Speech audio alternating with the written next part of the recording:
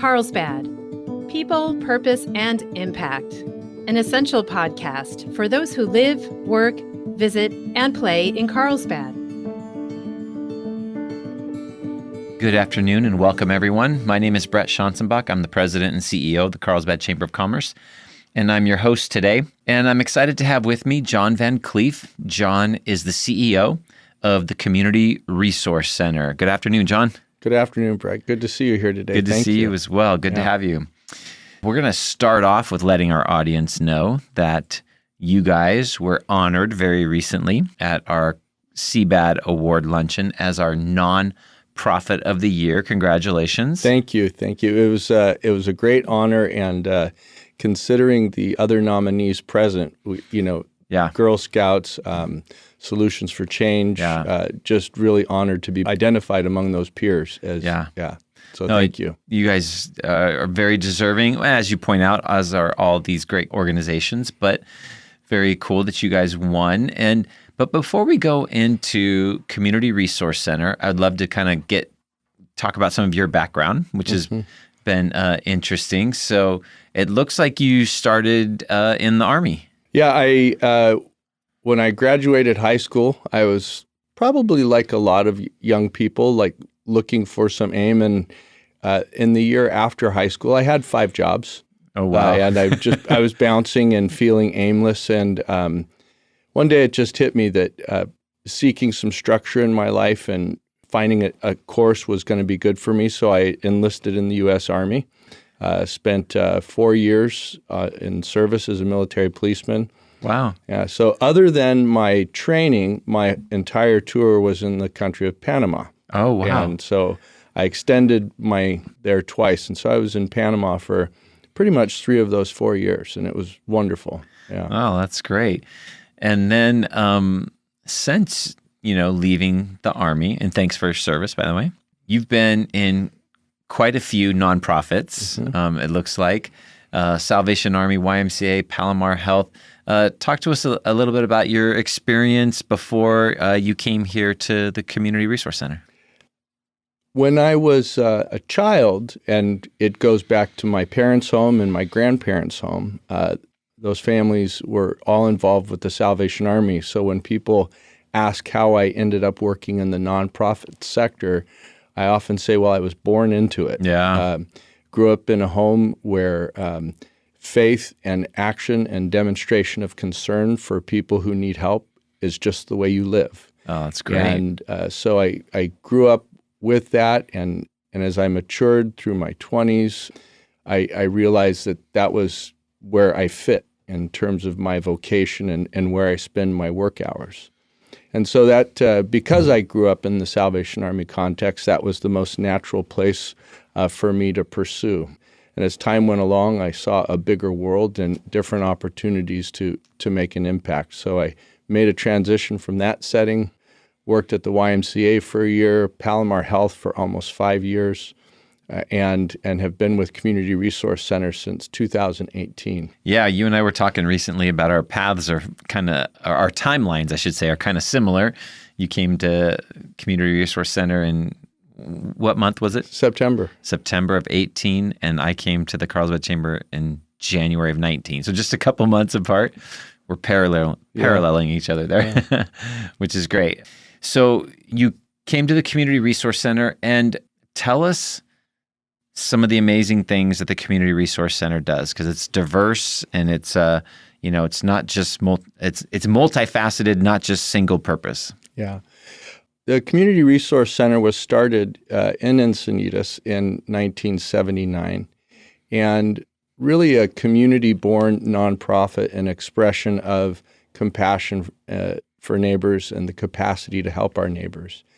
And it was the faith community, service clubs, like Rotary. It was business communities, civic leadership, all wanting to make sure that there was a meaningful expression of compassion to help community members in need. And since its inception in 1979, which really started to focus on food security and helping feed people hungry, we've grown to addressing housing insecurity and homelessness, as well as domestic violence intervention, and prevention. And then one of the important pieces of CRC's evolution is that though it was started in Encinitas, it is a North Coastal community service agency. And we have forever helped people from all of our communities. Encinitas, Carlsbad, and Oceanside are the largest communities where most of the people we serve live. And so from its start to today, we now have offices in Encinitas, officing in a satellite office in Carlsbad, and a satellite office at One Safe Place in San Marcos, the new Family Justice Center, as well as our 3 thrift stores. Yeah, your 3 I was just thinking about your thrift stores because actually I didn't know there were 3 of them. So you have one of your thrift stores right down in the village in Carlsbad. And where are the other 2? One in Encinitas, next to Sprouts on El Camino and Encinitas Boulevard. And then one in San Marcos on Rancho Santa Fe, just really right up the street from the high school. Okay. Yeah. So you got 3 of those. And of course, those present very tangible ways people can support you, right? Bringing stuff that's been gently used that they no longer need to donate, and then shopping as well, right? Yeah.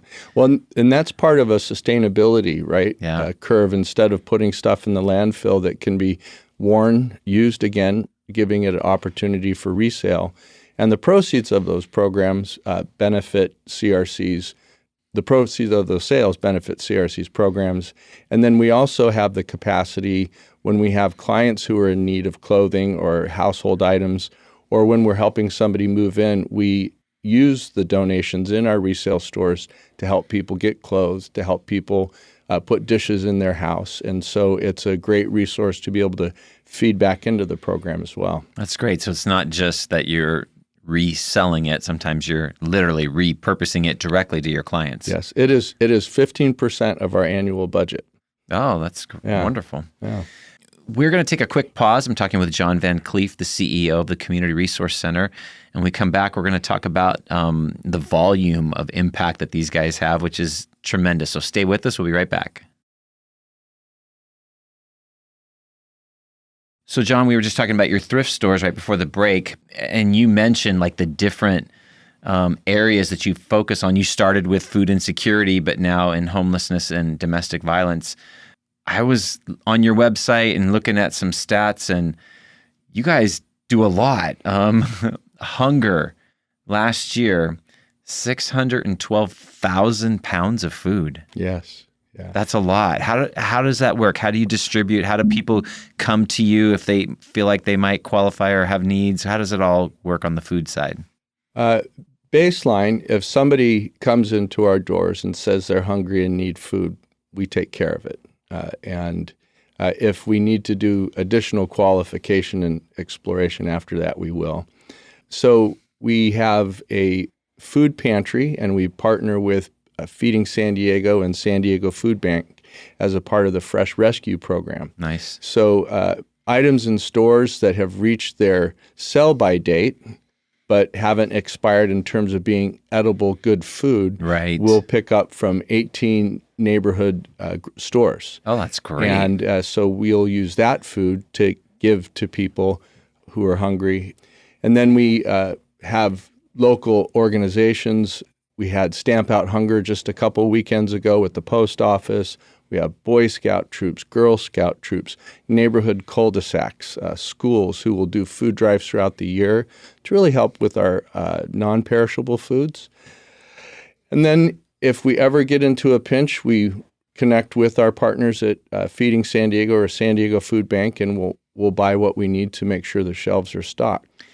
The pantry model we have is really a client choice, so dignity of choice. So if somebody's coming in to shop and fill their grocery basket, they get to choose what goes in that grocery basket. Oh, wow. And then for some of our clients who are unsheltered, we have food that's specifically identified as ready to eat, so they don't have to take, nothing take to prepare it. So. Yeah. Got it. Oh, that's very interesting. I like the program you were mentioning about going to the various grocery stores and getting the stuff that's past the sell-by date, but is still good because pretty much all of it is. I know those dates are phenomenally overly cautious because of liability on the food manufacturers.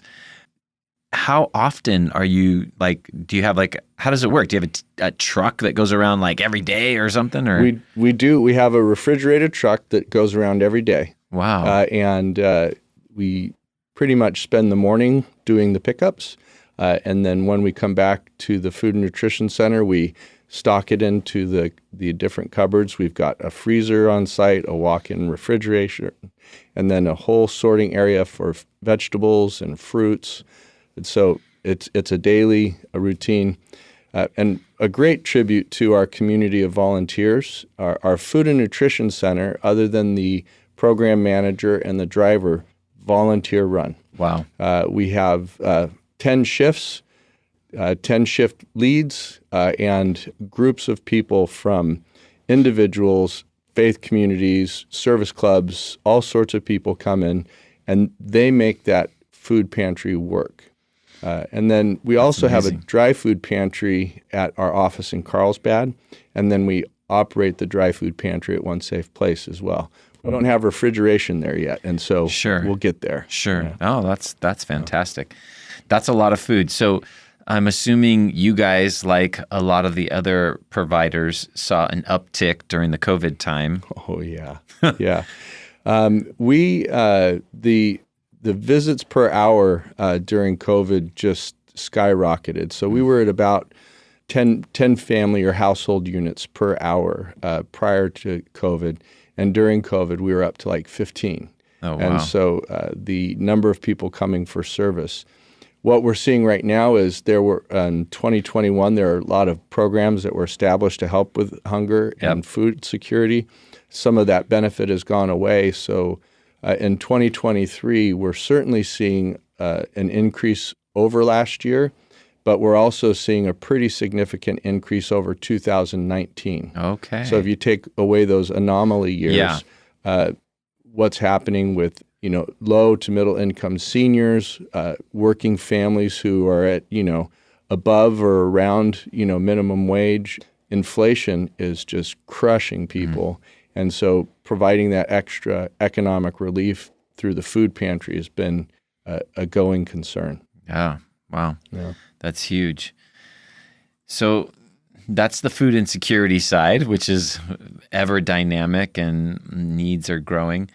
And then I saw again on your website on the homeless arena, 333 people put into safe housing last year. Yeah. That's significant. How does that program work? Our services for homelessness, we really look at it in two dimensions: homelessness prevention and homelessness intervention. Ah, okay. And so for our prevention work, it's being able to engage with people who are at a crisis point and are looking at the possibility of becoming unhoused and unsheltered. And so we have interventions and funding that helps us keep people housed because the slide that happens when somebody becomes homeless into so many different issues is so great, as well as the economic multiplier of trying to get out of debt and out of trouble once that happens. And so one great focus is keeping people housed. Yeah.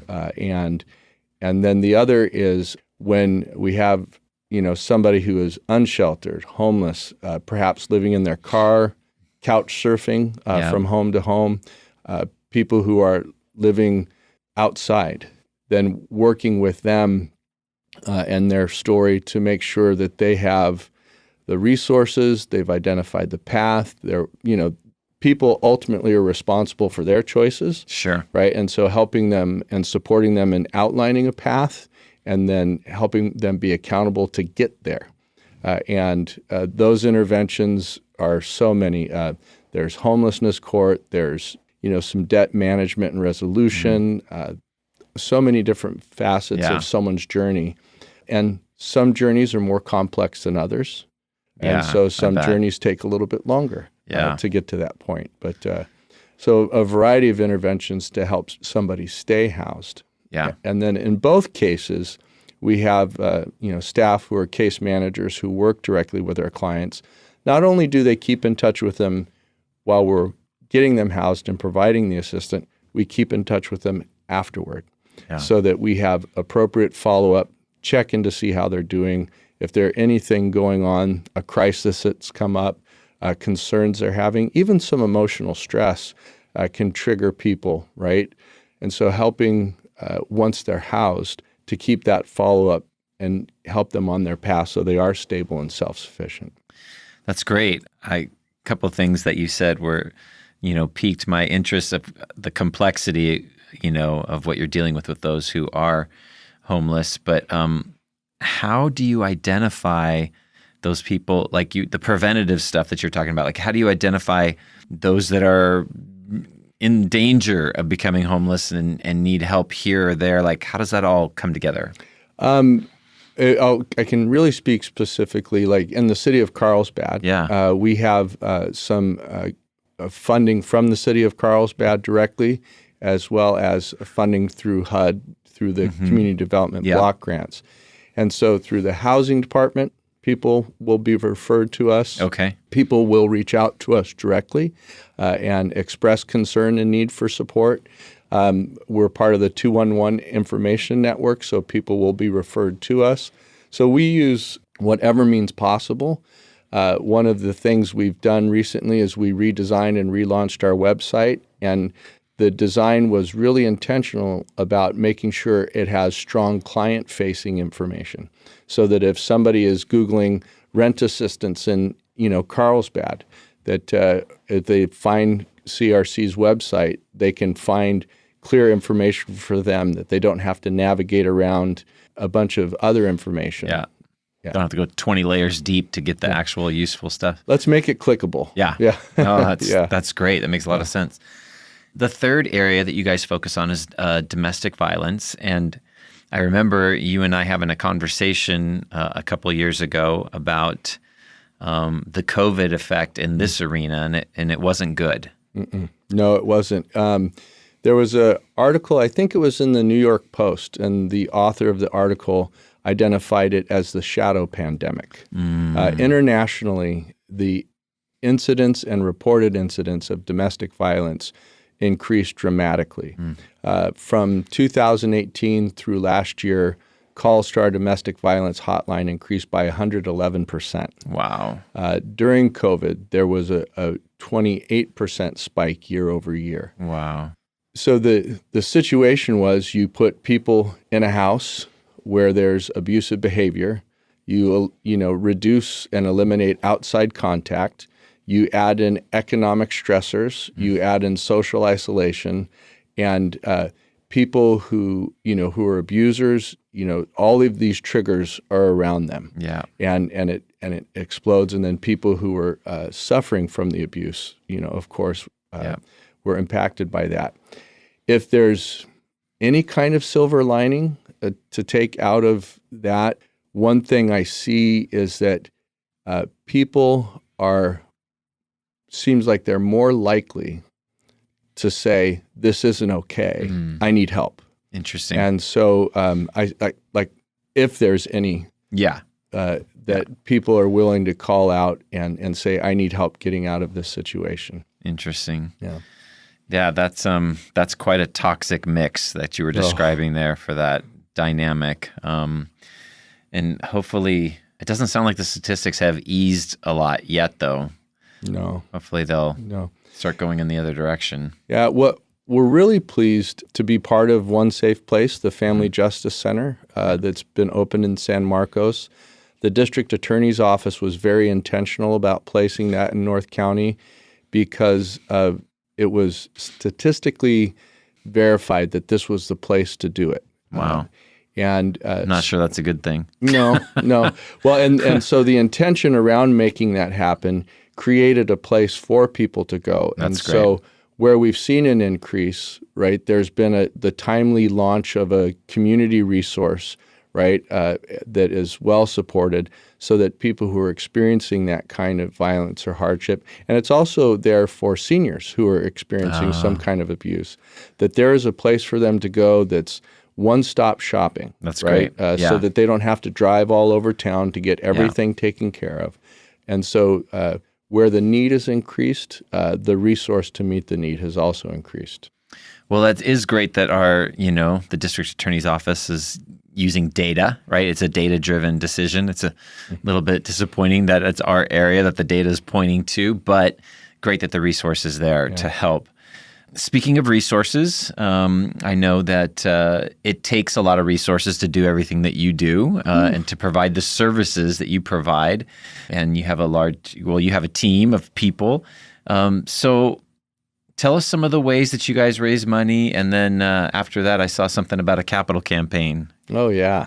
So we're very blessed with the community-based human service work we do to be really a product, a child of North Coastal San Diego County. And so when our revenue and our annual budget has eclipsed $8 million, 45% of that is private donations. Okay. So from grants, from family foundations, from corporations and companies. So we have this wonderful capacity for giving. Yeah. Right. Everybody knows North Coastal San Diego County is above average. Oh, that's wonderful. And so there's the capacity, and then again the compassion for giving. People who want to help make sure people's essential needs are met in their neighborhood. Then about 40% of our funding comes from state, county, municipal sources. And a large portion of that is our domestic violence programs, but also supporting into the rapid rehousing and the homelessness prevention and intervention programs we do. And then, as I mentioned earlier, 15% comes from our resale stores. So having a social impact initiative that we do to help fund our programs is an important part of our stewardship of the resources. That's great. I love what you said about North San Diego County being a giving, community and supportive, because that's what it's all about at the end of the day. Tell us about your upcoming or maybe already started capital campaign. Yes. CRC has owned its property on 2nd Street since 1988 and in Encinitas, and it's never really touched the inside of the buildings to really design it to what we're doing there. And 2 years ago, our neighbor to the south of us actually approached us and wondered if we were interested in purchasing the parcel. So our vision from just remodeling within the walls expanded to, we can have a little bit of creative thinking about what to do with this space next door now. And so we are initiating in a capital campaign to raise $10.52 million to renovate within the walls of our current buildings, and then also to scrape the new parcel we purchased and build to suit a food and nutrition center that will look a little more like a community grocery store than a warehouse that's been thrown together. So some of the great features of this will be all of our program services will be ground floor, so we'll be enhancing client accessibility. We will have important services within our buildings located next to each other. And the key feature that we talk about with it is dignity. For our staff don't have a break room. So as they engage with people who are in trauma and they need time to walk away from their desk and debrief and heal their own heart from a moment, especially if someone is outbursting in crisis, to have a place where they can go. We don't have client accessible bathrooms. And so our staff and our volunteers meet and engage with people with warmth and dignity, but the layout of the building and design doesn't provide them that same kind of dignity. And so that's a key feature as we look at this, is making sure the quality of service we provide is matched with where we provide it. And so we're having good success. We have raised 60% of our goal. All right. And we've been working with our leadership donors through this point. And hopefully, as we continue to cultivate some of those significant gifts, our hope is to be able to move out into a public phase in next year.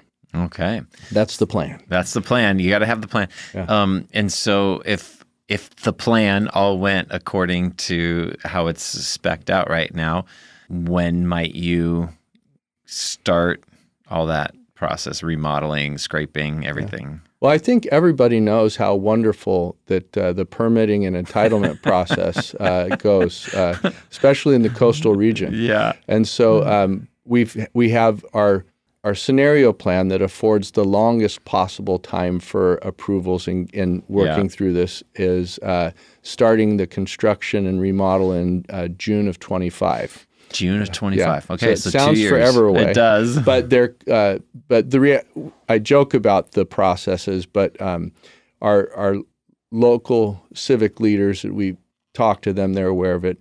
There's good sense that this is a project for community good. Sure. And while we can't be given any special, passage, we've got support and help navigating through the system and processes so that we can do this as soon as possible. Well, that's good. That's better than the alternative, at least. Oh, yeah. Because as you pointed out, it can be a long, long road.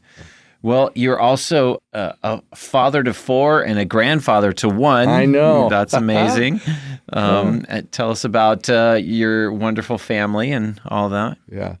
I think like many parents, I look at each of my children and am thankful that I can look up to them. Yeah. Right? They're all wonderful and beautiful, and I wonder where they got it from.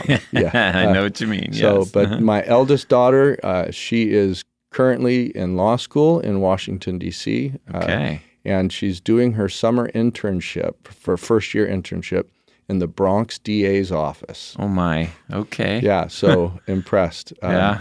My oldest son and his wife, my son is in the Navy, stationed up in Bremerton, and he is, the father of my first grandson. Oh, that's awesome. So, and he's very gracious about knowing he's still important, but knowing, it's really about Carter. Yes. Yeah. It's about the grand kiddo. Yeah. Yeah. And then my 2 youngest children live in Texas, 23-year-old son who is a home inspector, and a 17-year-old who is now not a junior, but a senior. And today's her birthday. Ah, yeah. Okay. Yeah. I think you'll be having a phone call with her soon if you haven't already. That's great. Yeah. Well, is there anything we missed about CRC that we didn't get a chance to cover? I never like to cut anybody off. I think one of the features of CRC that as I got to know it when I started and continued to be impressed by is the professionalism and the credentialing of our staff. Our case managers are bachelor level educated in social work. And so if you think about a hospital setting, right, you think about the nurses and primary care providers and their education. For the social services, these staff have that same quality of education.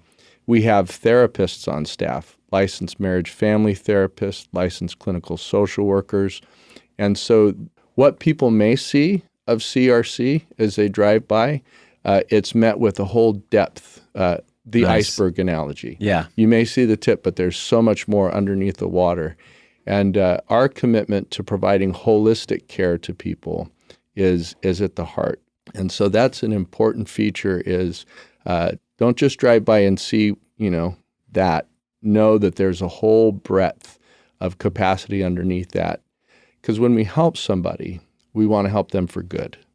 And we want them to know that they're not alone. And we're here to help them along the way. Because we all need help along the way. Yeah, boy, isn't that the truth. Yeah. And your guys' website, if somebody wanted to go and learn a little bit more, is crcncc.org. Is that right?